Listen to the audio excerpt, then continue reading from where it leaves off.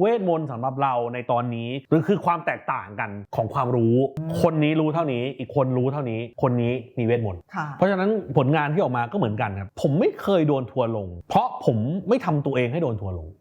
ทีนี้บางทีพี่ก็เคยได้ยินว่าก็เลยจะเรียกรวมๆว่าเรียกว่าเป็นพญาเป็ดใช่ไหมอยากให้ขยายความคำนี้นิดนึงพี่จิ๊บสังเกตว่าทำหลายบทบาทมากๆไม่ว่าจะเป็นศิลปินนักวาดภาพประกอบวาดภาพประกอบภาคนักแสดงละครเวทีใช่แล้วนักเขียนด้วยใช่นักร้องพิธีกรคิวเรเตอร์มีบทบาทไหนในอนาคตที่ยังอยากทำอีกไหมคะ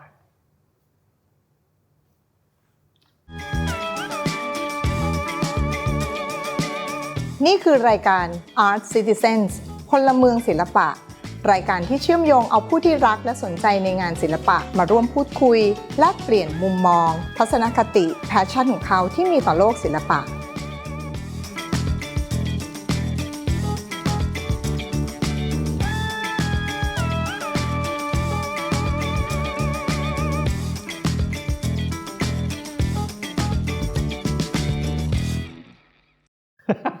เขินค่ะสวัสดีค่ะคุณน้องเต้สวัสดีครับพี่ค่ะก็ก่อนอื่นเลยงั้นเดี๋ยวจิ๊บขอมารู้จักคุณท่องเต้อยากให้คุณท่องเต้ค่ะช่วยเล่าถึงเมื่อตอนวัยเด็กว่ามันมีจุดเริ่มต้นยังไงที่ถึงได้เข้ามาสนใจในงานศิลปะค่ะตอนเด็กๆก็คือเป็นเด็กชอบขีดเขี่ยมีดินสอก็คือจับขีดนู่นขีดนี่ฝาบ้านวาดไปหมดเลยครับแล้วก็พ่อเป็นคนสะสมหนังสือภาพต่างๆพวกโดยเฉพาะพวกรูปสัตว์อะไรเงี้ยก็คือชอบเปิดให้ดูเนี่ยตัวนี้ตัวอะไรตัวนั้นตัวอะไรเปิดการ์ตูนดูการ์ตูนดิสนีย์ก็เปิดอันนี้กระต่ายเปิดให้ดูว่ามันคือตัวอะไรเราก็คงจำครับแล้วก็พอจำถึงจุดนึงมันก็เหมือนข้อมูลมันเต็มพอข้อมูลมันเต็มเสร็จเราก็มันก็มันก็ล้นมันก็อยากวาดออกมาใช่วาดนู่นวาดนี่วาดรูปที่ฟังจากนิทานที่แม่เล่าเป็นสิงโตหมาป่าแต่เราแบบวาดแบบหมาป่าห่มหนังแกะว่ะแล้วก็วาดแบบจริงจังเลยแบบว่าเห็นเลยว่าแบบแม่งห่มหนังแกะอยู่อะไรเงี้ยประกอบกับตอนนั้นพ่อกับแม่เห็นในหนังสือพิมพ์ว่ามีเปิดบ้านศิลปะเด็กของอาจารย์สังคมทองมีแล้วก็พาไปฝากครูตอนนั้นครูไม่รับเพราะว่าเด็กไปแม่ก็กลับไปอีกรอบนึงพร้อมกับงานที่วาดแม่บอกว่าพอเอางานไปให้ครูดูครูก็เอามาเลี้ยงเลยแม่บอกว่าก็ไม่ได้สอนอะไรแกนะเขาก็ให้แกไปนั่งแล้วก็มีหัวข้อแต่ละวันเขียนไว้ว่าเนี่ยเมื่อว่าวันลอยกระทงเงี้ยเขามีวันลอยกระทงแล้วก็มีสีทุกอย่างวางไว้สีเทียนเกรยองสีไม้แล้วก็มีกระดาษแต่ละไซส์ให้แล้วก็เด็กก็วาดไปปกติเด็กก็จะใช้ไซส์เล็กอะไรเงี้ยผมจะใช้ไซส์ใหญ่หน่อยแล้วก็ละเลงเท่านั้นเลยแล้วตอนเย็นครูก็จะเรียกมาแล้วบอกว่าสวยดีแล้วครูก็ติ๊กให้คะแนนซึ่งครูก็ไม่เคยติ๊กช่องอื่นนอกจากดีมากเขาไม่ได้บอกว่ามันถูกหรือมันผิดนี่คือสำคัญนะสิ่งที่มันอยู่ในหัวแต่ตอนเด็กๆก็ออกมาแบบคุณตาผมโตกับคุณตาเพราะผมนอนกับคุณตานอนพื้นกับคุณตาเลยคุณตาก่อนนอนก็จะเล่ารามเกียรติ์สามก๊กราชาธิราชอีเหนานู่นนี่ให้ฟังใส่อิ๋วอย่างเงี้ยมันก็จะเป็นชุดข้อมูลที่น่าจะแตกต่างกับเด็กทั่วไปพอเข้าสู่มหาลัยเนาะเพราะว่าเท่าที่ได้ยินก็คือทำไมตอนนั้นเราถึงไม่เรียนศิลปากรแต่เรากลับไปเลือกสถาปัตย์จุฬาอะไรอย่างเงี้ยตอนนั้นพ่อพาไปดูละครสถาปัตย์ครับละครสถาปัตย์คือละครเวทีเนาะที่แบบว่าสถาปัตย์จุฬาทำนะฮะโหมันอินมาก mind blown อ่ะมันคือแบบนี่มันอะไรวะเนี่ยแบบพระเอกดีดนิ้วเสาหักหลังคาหล่นลงมาต่อหน้าเราบนเวทีสถาปัตย์แล้วกันได้เล่นละครเวทีด้วยอะไรอย่างเงี้ยพอเรายิ่งเล่นไปมันไม่ใช่แค่เราได้เล่นอ่ะแต่เหมือนเราได้รู้ธรรมชาติของมนุษย์ผ่านบทละครเฮ้ยมันต้อง explore ไว้ถามว่าชอบออกแบบที่อยู่อาศัยขนาดนั้นไหมก็ไม่คือเราเป็นมนุษย์ที่มีเนเจอร์ชอบทำอะไรให้เสร็จจบเป็นเรื่องๆเป็นคนค่อนข้างใจร้อนแล้วก็มองภาพรวมมากกว่าดีเทลใช่รู้สึกว่าโอ้โหมันเหนื่อยเนาะอาชีพเนี้ยแล้วถ้าไม่รักจริงๆมันทำไม่ได้นะเพราะฉะนั้นสถาปัตย์น่าจะไม่เหมาะกับเราแหละจบมานอกจากอาจจะลองทำนิดหน่อยจริงๆแล้วถ้าเราเรียกว่าเป็นอาชีพเลยที่เราจบมาจริงตอนนั้นทำอาชีพอะไรตอนนั้นจบมาอาชีพแรกผมทำ wedding design นะแล้วหุ้นส่วนคนหนึ่งก็โกงมันก็จบไปคือถ้ามันไม่จบผมว่าผมดังในแง่นั้นไปแล้วอาจจะไม่ได้วาดรูปแล้วก็ได้นะแล้วก็มีอาชีพต่อมาที่ทำก็คือเป็นนักพากย์ครับไปพากย์กับทีมป้าไก่ช่อง3พากย์ทุกอย่างเลยพี่ภาคสารคดี National Geographic History Channel ภาคแบบ หนังญี่ปุ่นอินเดียหนังฝรั่งหนังใหญ่ฟีเจอร์ฟิล์มซีรีส์เกาหลีซีรีส์จีนการ์ตูนแล้วก็พอทำงานนักพากย์ตัวรู้สึกว่าอิ่มตัวละก็มาเป็นกองบรรณาธิการนิตยสารไมโฮมอมรินทร์อมรินทร์พรินติ้งเขาก็ชวนว่าลองมาทำกองบก.ไหมเขียนได้ใช่ไหมได้ครับชอบเขียนนะอะไรเงี้ยเหมือนกับวาดรูปประกอบแล้วก็ขอแม่ฮอนแบบวาดรูปขอวาดรูปประกอบเองได้ไหมอะไรเงี้ยเขาก็ให้จะทำได้ก็ทำประมาณนั้นแล้วก็ทำมาปีครึ่งแล้วก็ลาออกใช่ลาออกเสร็จปุ๊บก็กลับมาในบทบาทของพิธีกรตอนระหว่างนั้นก็คือไปเป็นพิธีกรที่ JSL ก็มีรายการหนึ่งที่เราปั้นขึ้นมากันที่ชื่อช่างประจำบ้านก็เป็นรายการที่ทำมาจนถึงทุกวันนี้9 ปีแล้วนะพี่นานมากเลยแล้วก็ยังคงมีคนดูอยู่ก็ยังโชคดีใช่ครับพี่จิ๊บสังเกตว่าทำหลายบทบาทมากถ้าลองไล่นะไม่รู้จะพูดครบไหมนะครับไม่ว่าจะเป็นศิลปินนักวาดภาพประกอบวาดภาพประกอบนักพากย์นักแสดงละครเวทีใช่แล้วนักเขียนด้วยใช่นักร้องร้องเล่นละครเพลงมีบ้างนะนิดหน่อยไม่เยอะนะชอบร้องเพลงในส้วมมันเพราะดีมันการให้กำลังใจตัวเองเสียงมันก้องยังไม่จบนะครับพิธีกรแน่นอนคิวเรเตอร์ใช่แน่นอนเนาะเพราะนั้นหลายๆอย่างที่เราเรียกรวมกันมาเนี่ยเนาะไม่รู้มีอันไหนที่ยังไม่ครบอีกไหมเนี่ยเป็นอาจารย์ไงเป็นอาจารย์อีกสอนอาจารย์พิเศษนู่นนี่เป็นวิทยากรนี่บางทีพี่ก็เคยได้ยินว่าก็เลยจะเรียกรวมๆว่าเรียกว่าเป็นพญาเป็ดใช่ไหมอยากให้ขยายความคำนี้นิดนึงโอเคเราเข้าใจแหละว่าเป็ดเราก็ภูมิใจในสิ่งที่เราเป็นพญาเป็ดอยากให้แชร์ความรู้สึกนี้นิดนึงอะค่ะกับคำนี้ผมว่าการเป็นเป็ดในยุคนี้แม่งแข็งแกร่งเว้ยมันทำให้เราแข็งแกร่งเป็ดในที่นี้เราต้องบอกก่อนนะว่าไม่ว่าคุณจะเลือกสักกี่ขาที่คุณจะเหยียบลงไปผมว่ามันต้องมากกว่า1 ขาแน่นอนอะโอเคคนที่แบบมีความสนใจเยอะแยะมันก็น่าจะ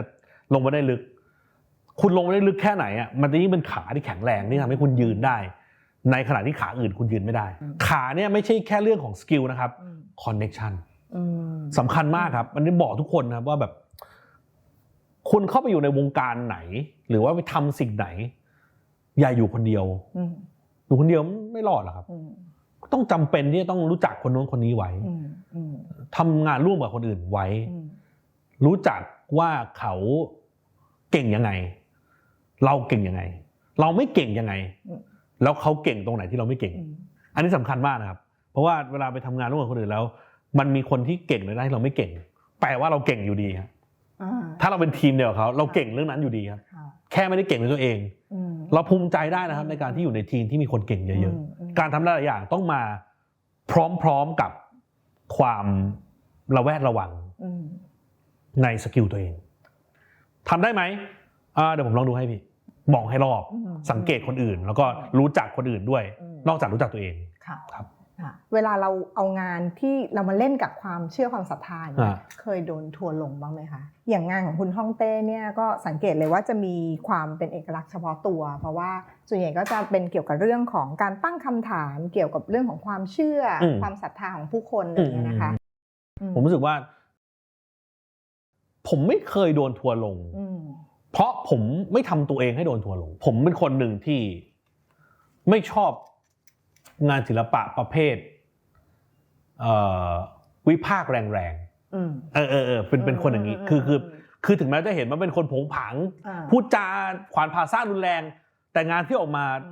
จะค่อนข้างฮาร์โมนีแล้วก็ต้องสวยอ่ะเป็นอย่างนั้นไม่ได้แบบว่าวาดรูปด่าไม่มีน้อยมากด้วยการเลี้ยงดูพี่อันนี้คือเรื่องจริงคือผมโตมาในครอบครัวฮาร์โมนีจะไม่ค่อยเห็นพ่อแม่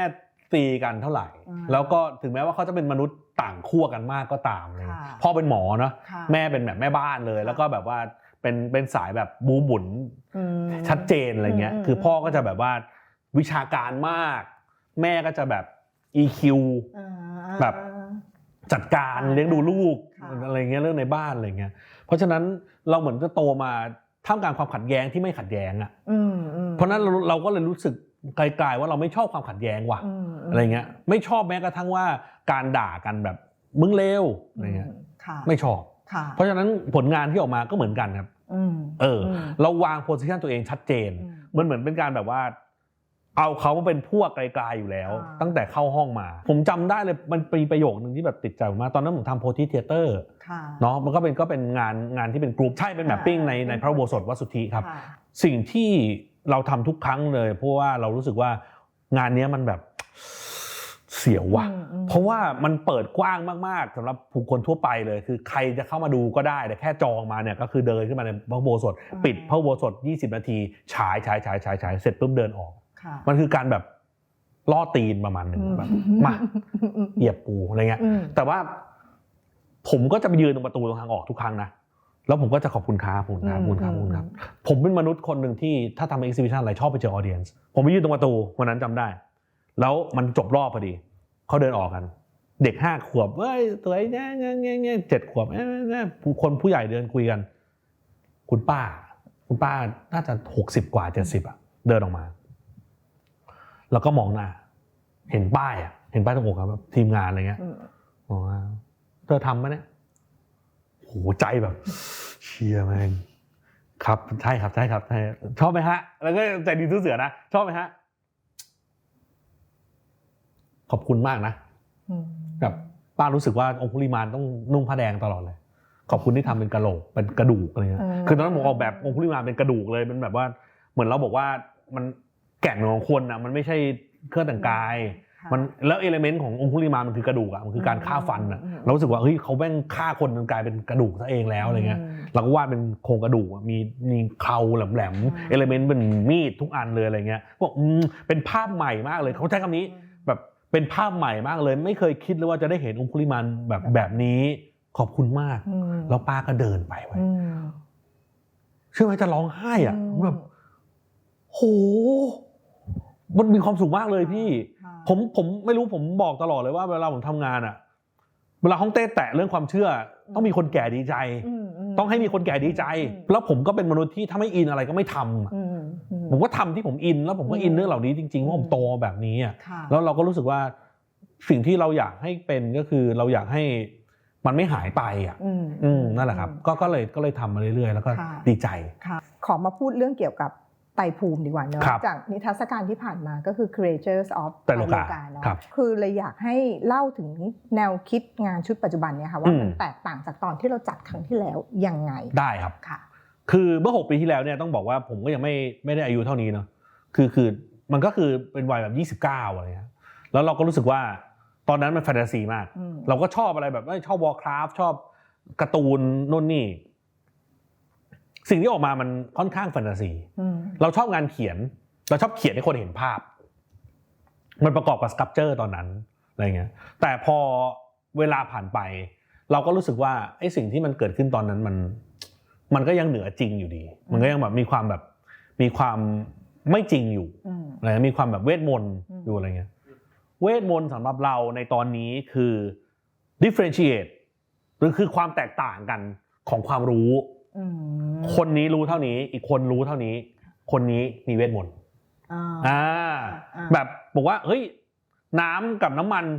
แม่งผสมกันไม่ได้มันแยกกันตลอดคนนี้ไม่รู้นี่ไอ้นี่รู้แม่งเขย่าโชว์เฮ้ย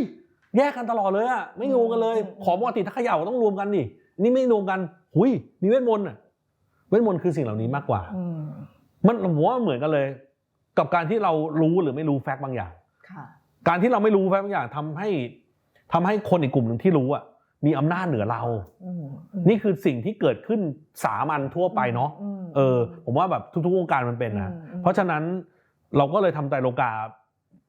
ล่าสุดเนี่ยอัปเดตเนี่ยให้เป็นสิ่งนี้หมดเลยครับไตรโลกาเป็นสิ่งที่พิสูจน์เรื่องนั้นได้เพราะว่าเราเองเราเขียนไตรโลกาในแง่ของมนุษย์จริงๆยักษ์ก็ไม่มีคือยักษ์เป็นชื่อเรียกมนุษย์กลุ่มที่ตัวเล็กกว่าเรียกอีกกลุ่มนึงว่ายักษ์ซึ่งจริงยักษ์ก็อาจจะเป็นมนุษย์นี่แหละก็มนุษย์เลยใช่ก็คืออีกสายพันธุ์นึงที่ตัวเองก็ไม่ได้มองว่ากูตัวใหญ่มากจนกระทั่งมาเจอพวกมึงที่ตัวเล็กเนี่ยอะไรเงี้ยคือมันเป็น comparison มากกว่าเนาะเป็นการเทียบเคียงมากกว่าไม่ใช่ว่าแบบเราเป็นอย่างนี้มาอยู่แล้วแต่มันตัวตนเรามันเกิดจากการที่เราไปเทียบกับคนอื่นเป็นอย่างนั้นมากกว่ามุมมองเหล่านี้ครับที่เราสอดแทรกเข้าไปในไตรโลกาใหม่เยอะมาก ที่ตอน6 ปีที่แล้วไม่มี ตอนนี้ลองมองไปอนาคตไหมคะเหมือนเรามีภาค1ภาค2นะตอนนี้เนอะมองไหมภาค3ผมไม่นับ6 ปีที่แล้วเป็นภาค1ด้วยโอเคคือมันเหมือนเราล้มแบบแล้วก็เราเหมือนรีแวมทุกอย่างใหม่หมดเลยครับแล้วก็มองอนาคตแน่นอนเพราะว่าตอนนี้เราเอาจริงกับมันมากๆแล้วก็มองว่ามันจะเป็นไลฟ์โปรเจกต์ของเราว่าเราทำไปเรื่อยๆตอนนี้ทำกันอยู่ก็คือว่าเราทำคาแรคเตอร์ทุกตัวให้แข็งแรงแล้วก็เริ่มทำวิชวลของแต่ละตัวออกมาแล้วก็มองไปถึงปีต่อๆไปว่าเราจะเอ็กซิบิทอะไรแล้วก็จะเล่าแล้วก็จะให้ข้อมูลอะไรรวมถึงปีหน้านิยายเล่มแรกจะออกแล้วเนาะมันก็น่าจะเป็นก้าวแรกที่ค่อนข้างใหญ่พอสมควรสำหรับไตรโลกาเพราะว่าเราเทสจากเอ็กซิบิชันนี้แล้วว่าสิ่งที่ powerful นอกเหนือจากภาพนอกเหนือจากไอเทมที่มาวางมันคือ word คำที่เราเขียนมัน powerful เพราะฉะนั้นนิยายน่าจะเป็นตัวที่คนรอเยอะพอสมควรแล้วก็อยากให้ติดตามกันเพราะว่าเราตั้งใจมากแล้วก็มันเขียนยากจะหินได้ไหมคะว่าสำหรับนิยายน่าจะประมาณช่วงไหนของปีหน้าเป็นปลายปีหน้าครับปลายปีหน้าแล้วก็ตอนต้นปีตอนกลางๆปีน่าจะมี history ปล่อยมาให้อ่านก่อนด้วยใช่จะได้ปูพื้นเพราะว่าเนื่องจากว่าจักรวาลมันใหญ่ตัวละครมันเยอะต้องรู้ประวัติศาสตร์มันก่อนใช่ครับพี่จิ๊บสังเกตว่าทำหลายบทบาทมาก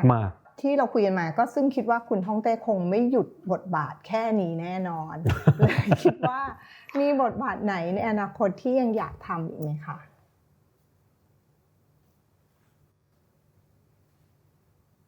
พ่อบทบาทความเป็นพ่อคือจริงๆอยากมีลูกมาตลอดเลยนะครับจริงมากใช่ครับตั้งแต่เด็กๆแล้วครับเพราะว่าผมไม่รู้ว่าการแบบมีลูกยากไหมอ่ะเราก็กลัวเพราะว่าเราเองก็เป็นมนุษย์ที่แบบคิดว่าตัวเองต้องโตไปเหมือนพ่อแน่เลยใจร้อนไม่ค่อยฟังใครแล้วก็อีโก้มากๆแล้วก็ลูกเกียรติอะไรอย่างเงี้ยมีความแบบขี้เถียงแล้วก็ขี้เอาชนะไม่ยอมใครแล้วสุดท้ายก็จะอยู่คนเดียวอะไรเงี้ยเรารู้สึกว่าถ้าเราแก่กว่านี้มากๆเรามีลูกลำบากแน่เลยว่ะเพราะว่าแบบถึงแม้เราจะคิดว่าเราทำงานกับวัยรุ่นเยอะเราพูดภาษาเดียวกับเขาแต่ไม่จริงเลยเราคุยเขาไม่รู้เรื่องด้วยคือจริงๆดูจากการเลี้ยงบริวารกันนะครับคืออย่างเลขาอย่างอะไรเงี้ยเราก็เลี้ยงเป็นลูกอ่ะเราไม่ได้แบบสปอยมันเกินไปเราก็รู้สึกว่าเราชอบเราสอนมันตลอดเวลาแบบเราก็ให้มันแบบunconditional ถ้าจินตนาการว่าต่อไปอยากจะเป็นบทบาทอะไรก็คงไม่พ้นสร้างเด็กเก่งๆขึ้นมาแทนตัวเองมั้งครับใช่เพราะแล้วที่ผ่านมาก็ทำนะครับก็คือมีน้องๆศิลปินน้องๆที่แบบว่าไม่ได้เป็นศิลปินหลักก็คือชอบวาดรูปอะไรเงี้ยมาขุกๆอยู่ที่บ้านทำนู่นทำนี่แล้วตอนนี้มันก็เติบโตแล้วผมเป็นศิลปินแล้วแบบทำงานเก่งกว่าเราแล้วแบบเจริญรุ่งเรืองอะไรเงี้ยแล้วเอฟเฟกต์ที่เราได้คือเราดีใจเว้ยเราดีใจมากแล้วเราก็รู้สึกว่าแบบเชื่อเป็นเกียรติที่วันหนึ่งเราได้เป็นสปริงบอร์ดให้กับเด็กๆก็น่าจะติดเนเจอร์ครูสังคมมาด้วยมั้งใช่คือครูก็สร้างเราเป็นแบบนี้ครูให้ทุกอย่างมันคือ unconditional เราเห็นการให้แบบ unconditional มาเรื่อยๆตลอดชีวิตอ่ะเพราะฉะนั้นเราเป็นปฏิเสธไม่ได้ว่าเราก็คงจะเป็นแบบนี้แหละครับใช่แล้วต่อไปแก่ๆไปก็เป็นคนแก่คนนึงที่นั่งวาดรูปที่บ้านแล้วก็มีเด็กๆแวะเวียนมาหวัดดีอะไรอย่างเงี้ย